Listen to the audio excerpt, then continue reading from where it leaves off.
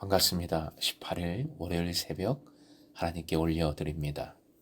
영원한 사귐으로 찬양 부르십니다.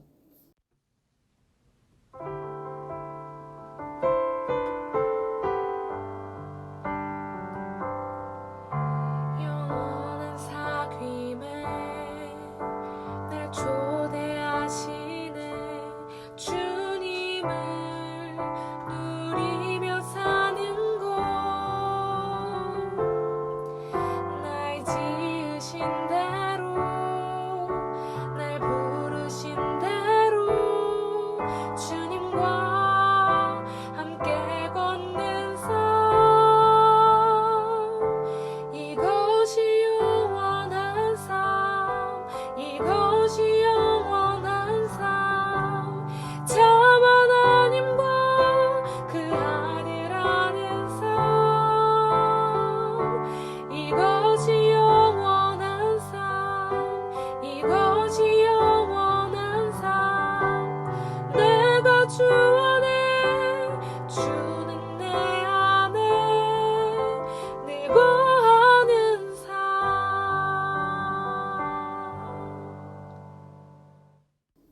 오늘 말씀은 출애굽기 33장 7절에서 11절, 33장 7절부터 11절까지의 말씀입니다. 함께 읽겠습니다.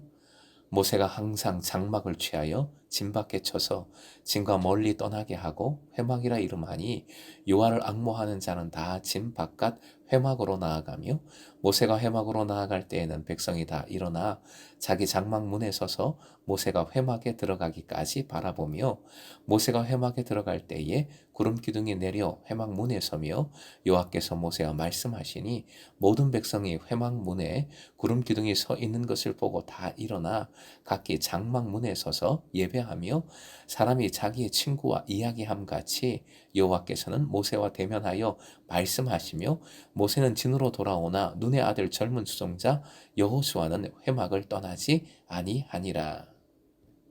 오늘의 기도 제목, 하나님을 앙모하여 예배와 교제의 자리로 나아올 때 대면의 기쁨을 주소서. 하나님을 앙모하여 예배와 교제의 자리로 나아올 때 대면의 기쁨을 주소서. 본문은 회막에 관한 말씀입니다. 7절에 회막이 나오는데, 이 회막은 우리가 알고 있는 회막, 성막 맞을까요? 아니지요. 한마디로 임시 성막, 임시 회막입니다. 이것 자체가 하나님의 큰 은혜입니다. 왜 그렇습니까? 직전에 금송아지 우상을 숭배했던 이스라엘 백성이었는데, 그들은 뭔가 눈에 보이는 것을 원했던 것이지요. 그런 가시적인 것을 이 임시 회막을 통해 백성에게 허락하신 겁니다. 그리고 이 회막은 우리가 아는 회막을 짓기 전입니까? 후입니까? 짓기 전이지요. 지금 본문의 사건은 성막이 정식적으로 만들어지기 전입니다. 모세는 시내산 위에서 성막에 대한 계시를 받았을 뿐이지요. 7절에 항상 장막을 취하여 라고 했는데, 정식 성막이 만들어지기 전까지를 의미합니다. 이스라엘 진 바깥에 장막을 치고 그 장막을 일컬어 회막, 오헬 모헤드, 즉 하나님과의 만남의 장소, 공동체의 모임 장소라고 명한 겁니다. 이 명칭은 후에 세워진 정식 성막에도 그대로 적용이 됩니다. 후에 회막과 본문의 회막의 위치는 차이가 있을까요? 있지요. 후의 성막은 진 중앙에, 지금은 진 바깥입니다. 어떤 의미가 있을까요?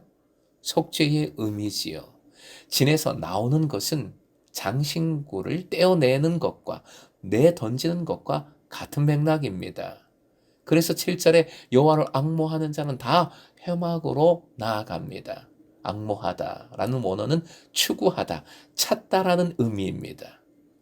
범죄, 우상숭배, 죄악의 자리에서 나와서 오직 하나님을 추구하는 믿음으로 하나님을 찾고자 하는 결단으로 하나님 앞으로 나아오는 것이지요.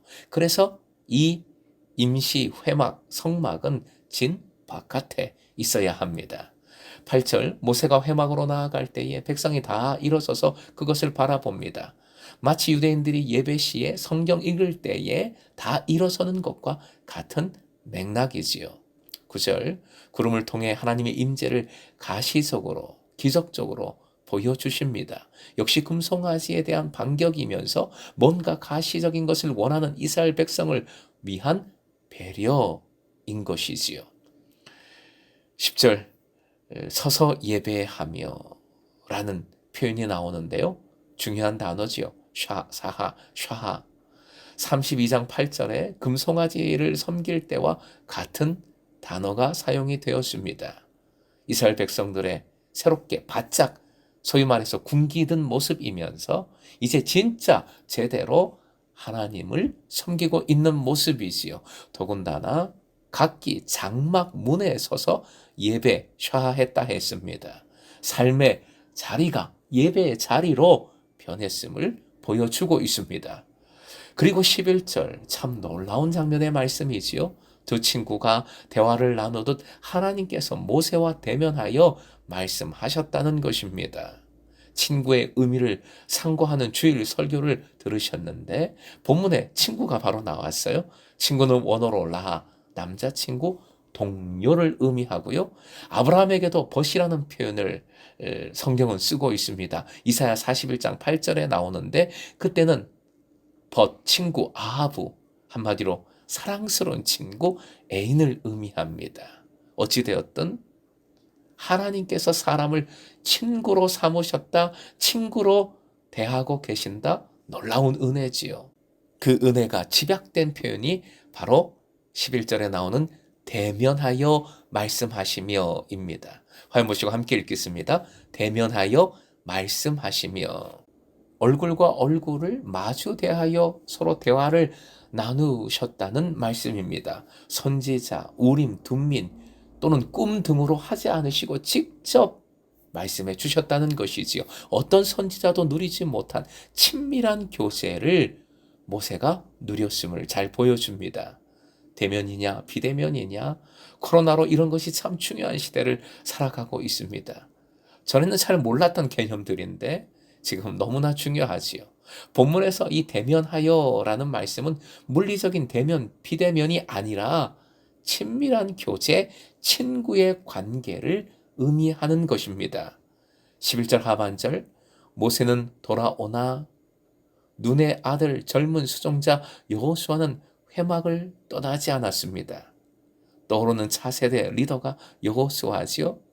지금 이 표현에 두 가지를 주목하게 됩니다. 첫 번째, 젊은 수종자입니다. 젊다는 것을 말씀은 일부러 강조하고 있습니다. 젊은, 원어로 뭘까요? 나르입니다. 39세로 추정을 하는데 아론은 지금 자체 징계 중이었을 것인데 하지만 연로한 장로들이 많이 있었습니다. 그런데 그런 연로한 이들이 아니라 젊은 수종자가, 젊은이가, 나르가 나서고 있습니다. 그리고 두 번째 주목할 것, 회막을 떠나지 아니하니라. 차세대 리더의 가장 중요한 출발점이 회막입니다. 회막을 떠나지 아니하고 봉사하고 있습니다. 주님과의 깊은 관계, 동시에 공동체를 위한 헌신을 나타내는 표현입니다. 사랑하는 금성의 제자 여러분, 우리의 자녀들이 회막을 떠나지 않는 젊은 수종자로 세워지길 소망합니다. 우리 공동체 이런 나르들이 계속 세워져 어른들의 믿음을 이어가길 소망합니다. 무엇보다 금성의 제자들은 오직 주님을 앙모하기를, 언제나 하나님께로 나아오기를, 하나님을 예배하며 교제하는 모임에 최선을 다해서 우선순위를 두고 나아오기를 축복합니다. 바로 그것이 복의 근원입니다. 복의 통로입니다. 이 믿음을 통하여, 이 나아옴을 통하여 하나님과 대면하는 은혜, 하나님을 직접 뵙는 기쁨, 하나님께서 주시는 말씀으로 새로워지는 그 놀라운 역사를 경험하시길 주님의 이름으로 축원드립니다.